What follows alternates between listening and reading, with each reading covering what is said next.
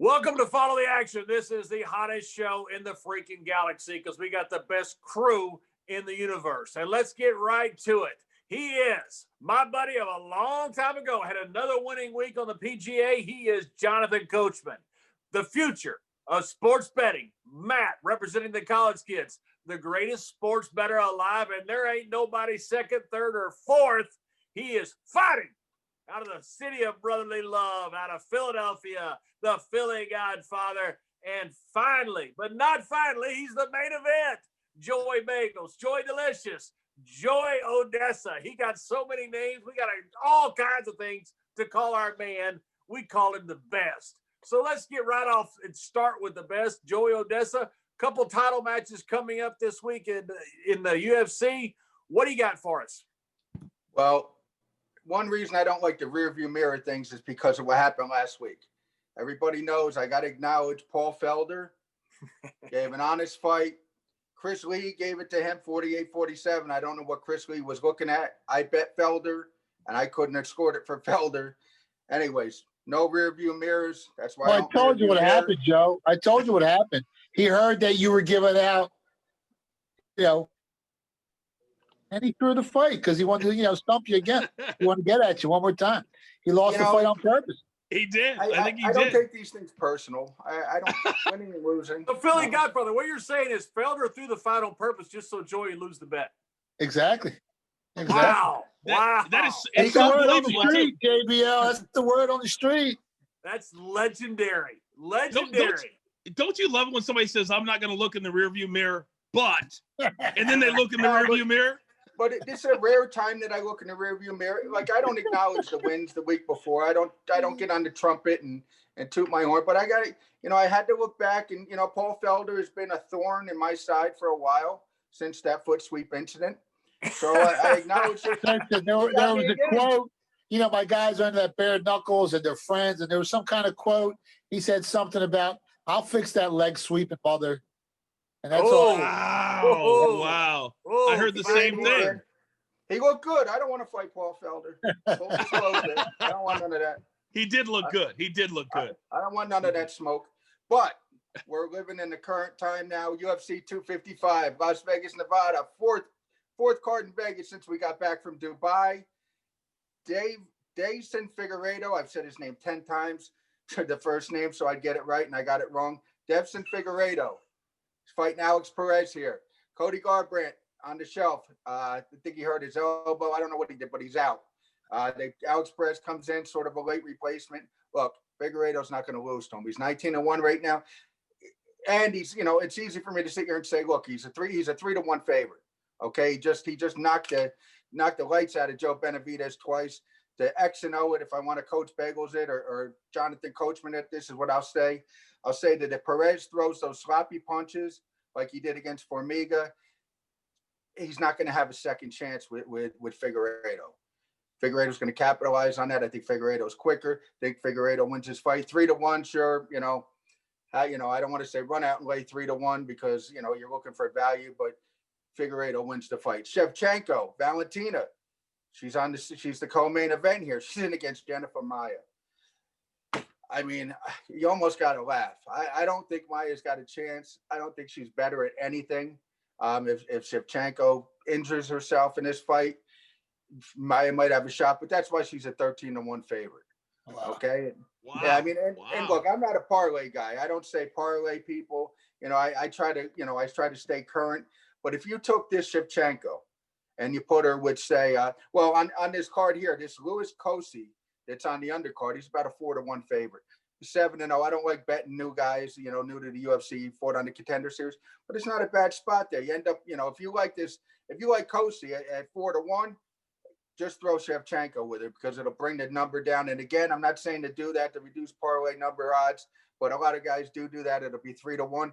And if you want to go like down the road to November 19th, you got this, look, you got Shevchenko 13-1. You've got Canelo Alvarez. He's fighting Callum Smith, 2 undefeated guys.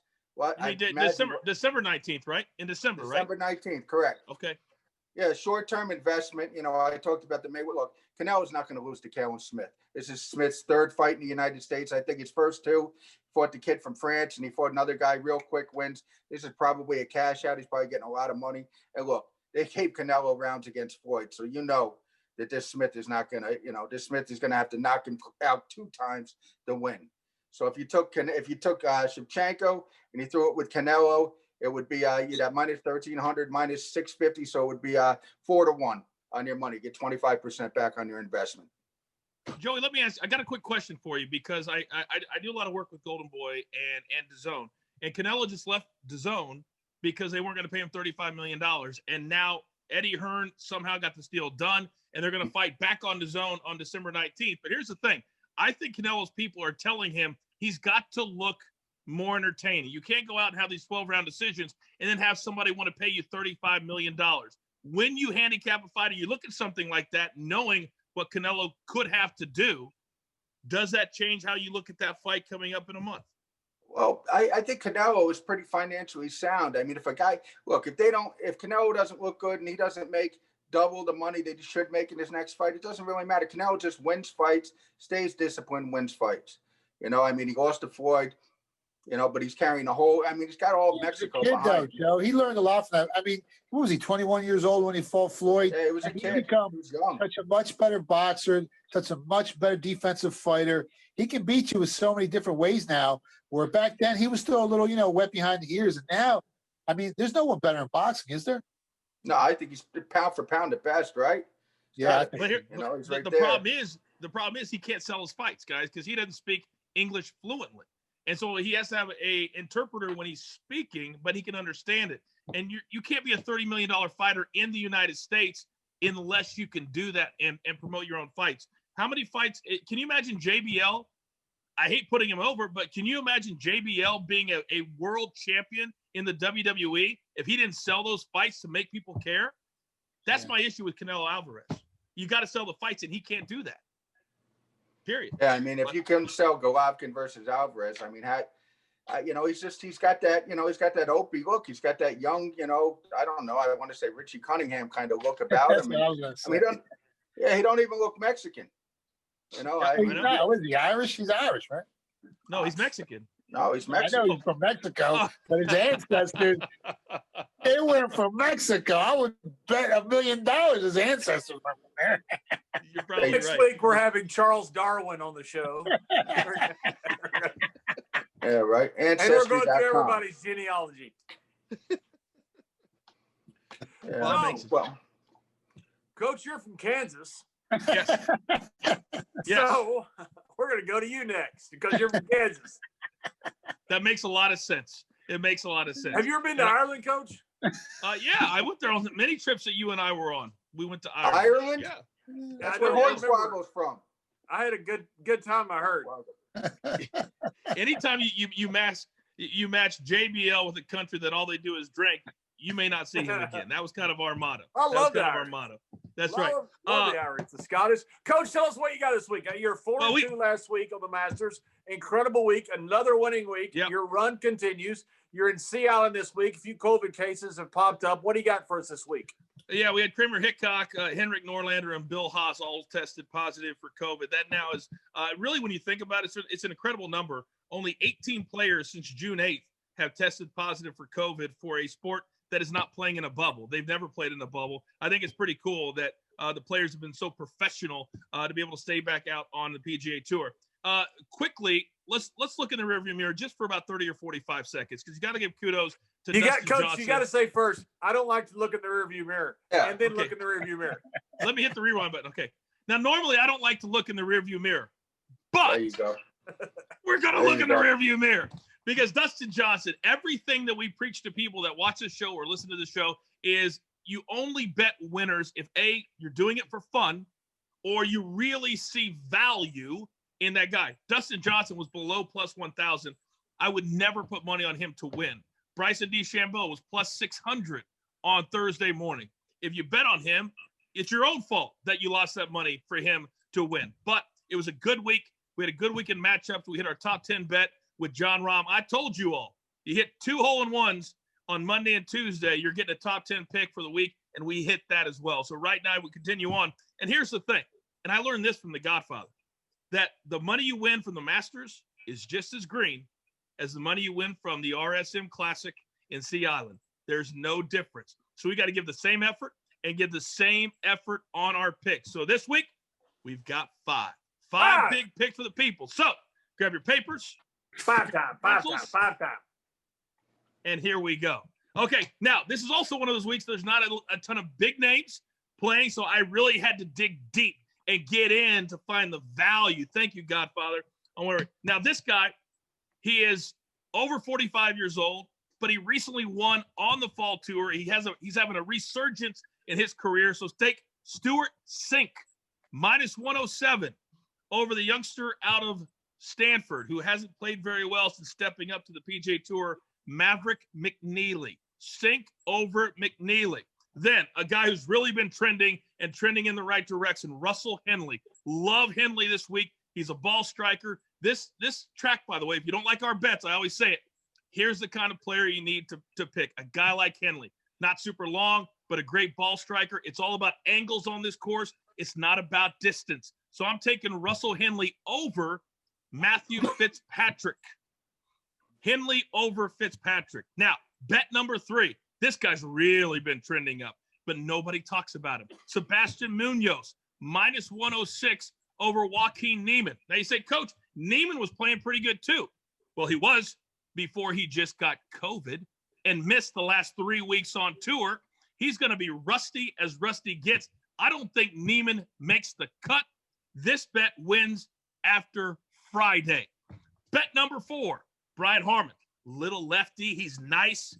He loves playing on this course. -111 over Jason Kokrak, the big fella. He's not going to play well this week.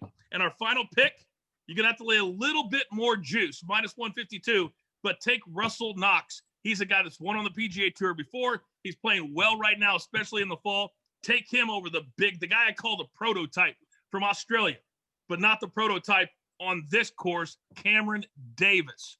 So that's Sink over McNeely, Henley over Fitzpatrick, Munoz over Niemann, Harman over Kokrak, and finally Russell Knox over Cameron Davis. Those are your 5 picks. And as we always say, take it to the pay window. Now, it seems like to me that Amazon is always taking things to the pay window. There is nothing that it seems like they're not getting their hands into. Time for finance. JBL, why are we focused this week on Amazon? Because Amazon has shaken up the world again. A couple years ago, they bought Pillbox for just under $1 billion. They were getting into the pharmaceutical business. As soon as they did that, CVS and Walgreens start selling off. They didn't get into it very quick. Very similar to the same path that they took getting into the food delivery business.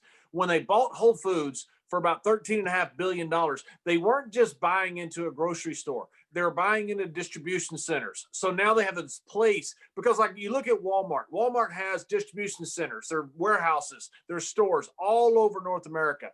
They added the e-commerce to those distribution centers. Amazon did it just the opposite. They had the e-commerce. They had to build the distribution centers. What's the easiest way to build those?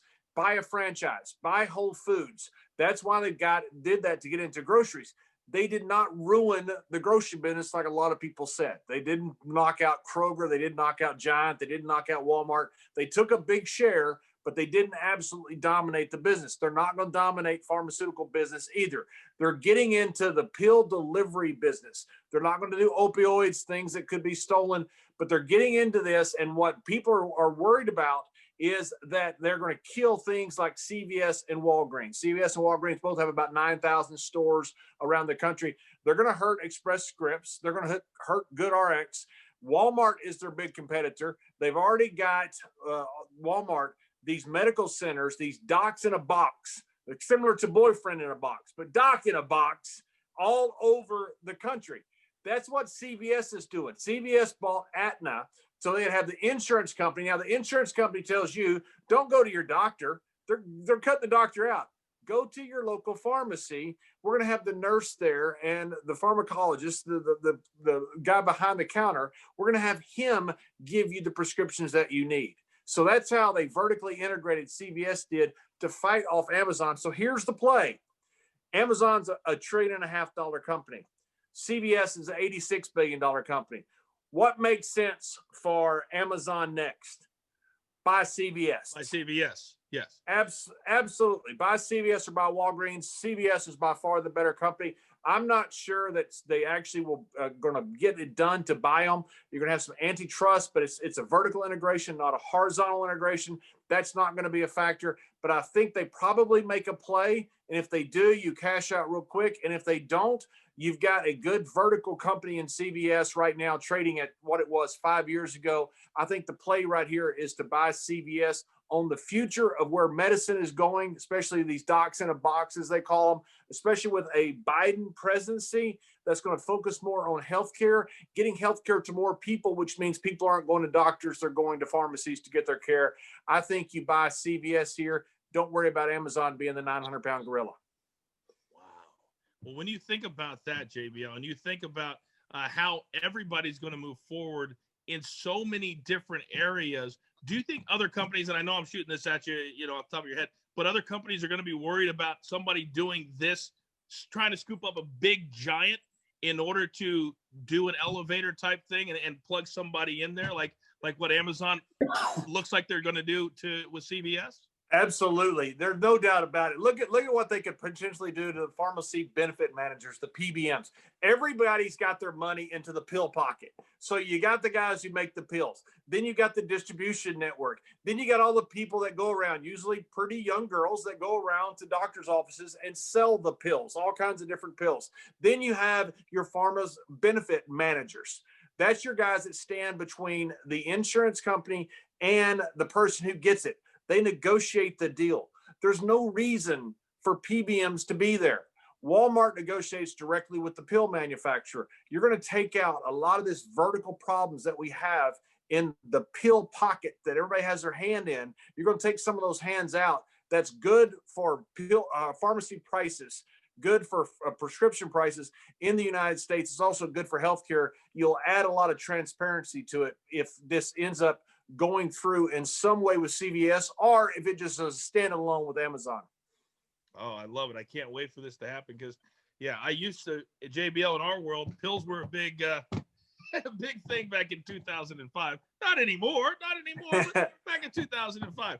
But you know who else is dominating the market? The Philly Godfather. The Matty, Philly Godfather. the A-ball. They're dominating the market right now. But now, wait a minute, Coach. We talked about this before the show. The Philly Godfather, we usually save him for the very last because who else can follow somebody who is the future of sports betting, and that is Matt of the College Kids. Well, that's true. So I'll flip-flop. Sorry, I flip-flop. Flip-flop. Then we'll fire. Okay. Well, let's go. I'm ready for a winner. So, Matt, from the College Kids, I understand you got something with a Drew Breesless Saints. What do you got? Yeah, we have the Saints. We actually went and bought the Saints at -4, -120. And right when everyone thinks the Saints are out because Drew Brees is out, that's when we're buying on the Saints. We think Jameis Winston is going to come in. He's going to do well.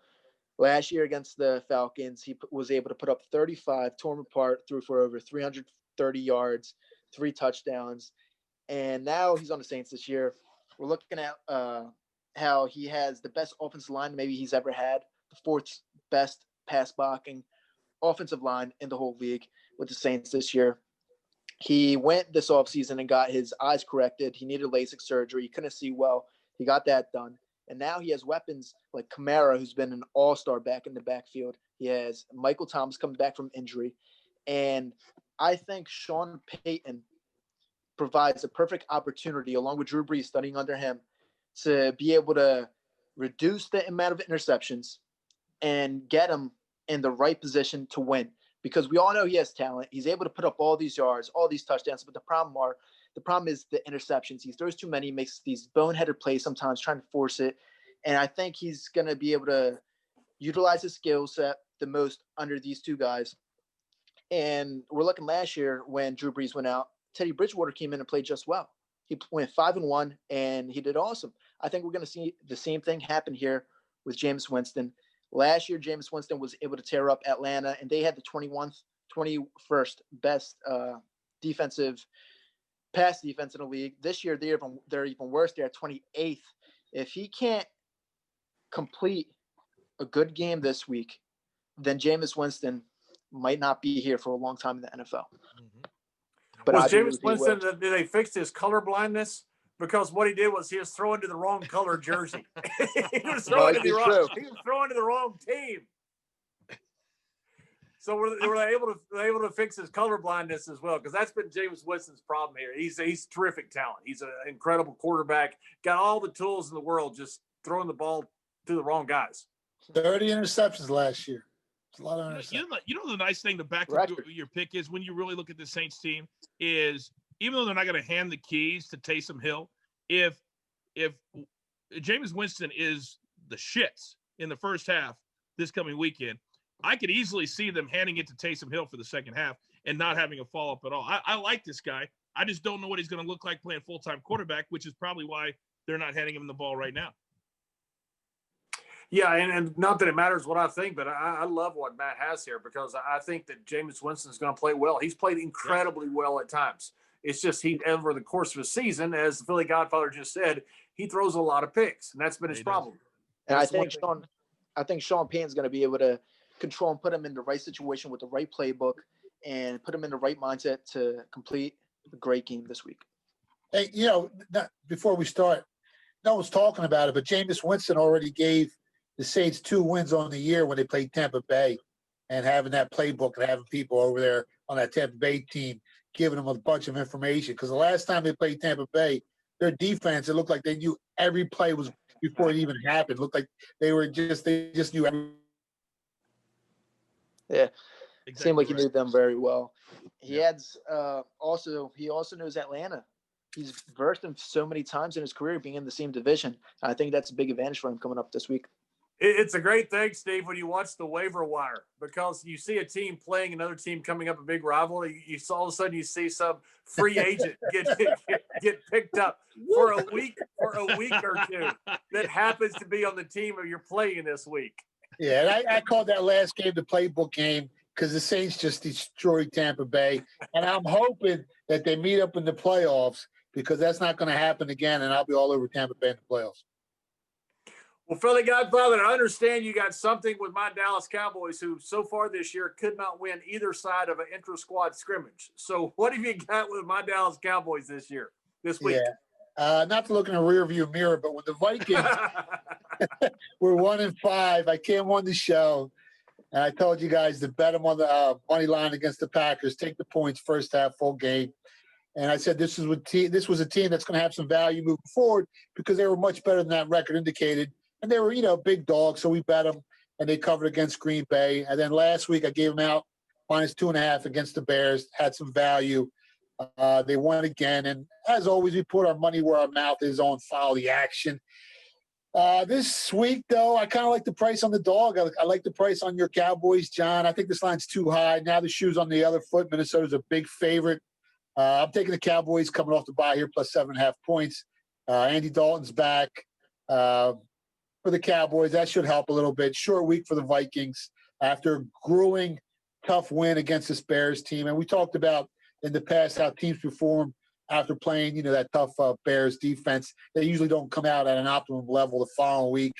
I also like what I saw in Mike McCarthy's team against Pittsburgh 2 weeks ago. If you remember on Twitter, I told everyone to grab their you-know-what and hold on to it because we were taking the Cowboys as a double-digit dog. And if you look at how they performed against the Steelers defense that's ranked second overall in defensive efficiency, that Pittsburgh has the best pressure rate in the NFL with 36 sacks on the season. The Cowboys didn't look half bad. They had a chance to win that game as double-digit dogs. Dallas still has a ton of weapons on offense. They put up almost 390 total yards on that Pittsburgh's defense, and now they're playing a Minnesota team, a defense that ranks 27th in the NFL in the opponent yards per pass attempt metric, 19th in opponent yards per play, and their adjusted sack rate is average at best. I think they got like 18 sacks on the year, so I don't think they're going to get a lot of pressure on Dalton here. I think the Cowboys are also going to be able to move the ball down the field on this team in a dome. The weather, there's no weather in this game. I also like the over 47 points. I think the line's up to 48. I still think you cash a ticket going over. The Cowboys defense ranks in the basement of the NFL in almost every defensive category. They lost their rookie corner for this game, Trayvon Diggs. He's out. So I'm expecting a ton of points. This is going to be a shootout. I like the Cowboys plus the 7.5 points. I like the over 47 or 48, wherever you get it. And on offense, I think the Cowboys still run the fastest pace of any NFL team in the NFL this year, even though they haven't looked that great. They call a lot of plays real fast. And the Vikings are the third best team in the red zone when it comes to red zone scoring. So expect a ton of points. Expect the dog to cover this point spread. And this week I'm betting against the Vikings. Is it going to be Gilbert, the young guy who came out of Spurrier's Orlando Alliance football team, or is it going to be Dalton this week? I think Dalton's going to play, but regardless who's going to play, I mean, Gilbert looked good against that Pittsburgh Steelers defense. I think he had over 250, 260 yards passing the ball. And like I said, they had almost 400 total yards of offense against arguably the best defense in the NFL. And now they're playing a defense who's banged up, a defense that gives up a lot of yards per pass attempt. So regardless of who's playing at quarterback, Dallas has the weapons on offense to move the ball up and down the field. And this is going to be a tight game, but a high-scoring game, in my opinion. The Vikings are still mad about that Herschel Walker trade back in the 90s. Remember that? Oh, my God. Holy cow. I thought that was the dumbest thing Jimmy Johnson ever did, trading that great running back like Herschel Walker. It turned out it was the best thing ever happened. That might be the best move in the history of the NFL, if you think about it, because that really set off – that ignited those 3 Super Bowl championships off that one move. It's amazing. It's amazing. Well, he knew the players, too. Wasn't Jimmy Johnson? He was fresh out of college, so he knew where the talent was. I mean, that was giving up Herschel, who was already established, for a bunch of guys that could have been. You know? Yeah, and he was past his prime. He looked good in the USFL, but once you got the NFL, he was getting banged up. Even though he's fighter, Herschel still looks great. He's probably one of the most well-conditioned athletes at his age. He looks unbelievable. Unbelievable. He's fighting. He's 2-0 as an MMA fighter. He just wanted to test it. Wasn't he on a bobsled team too? You know who's 0-1 in his last fight? Paul Felder. Yeah, 5 of his last 10 split decision. You can't, he's always in it. He's in it. That's when I need him to win. One of the guys one time, Coach, you like this. They say this about Herschel Walker. A guy was sitting around the dressing room. He looked at Ron Simmons, who was 50 years old at the time, still bench pressed about 600 pounds. He goes, "Man, I hope I look like you when I'm your age." Ron said, "You wish you looked like me now." That sounds like Ron. I don't want to look like Herschel Walker then. I want to look like Herschel Walker now. I don't care. All he does is push-ups, right, Coach? All Herschel does is push-ups? It's all he does is push-ups and sit-ups. And I can tell you about Ron. I call Ron the scariest, nicest human being on planet Earth. He is the scariest human being if you look at him, but man, he will take care of you if you're on his side for sure. 3-time All-American. Yeah, who was the strongest wrestler? The strongest? The strongest that you like, naturally strong. Forget about weight. Like some guy, some guys have that natural strength. Yeah, we call it country strong. So since I was the one that was up on shoulders going through tables and not JBL, I was the one that felt those. I'm gonna say Brock Lesnar, probably the strongest I ever felt. Brock's the biggest freak we've ever had. The absolute biggest freak. Kurt Angle was the same way. So was Ken Shamrock. Of course, the strongest was Mark Henry. He was, two-time the world's strongest man. But as far as just Ken Patera, where's Ken Patera?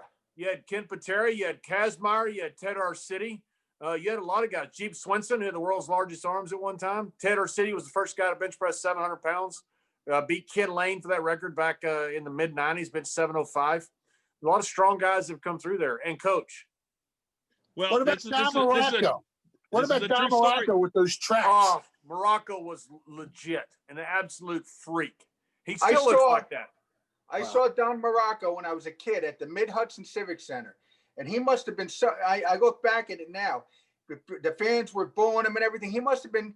I think he was drunk, and he was spitting on the fans. It was crazy. Like he was literally like full thrown, just spitting. I mean, he was just a nasty human being when I saw him wrestle.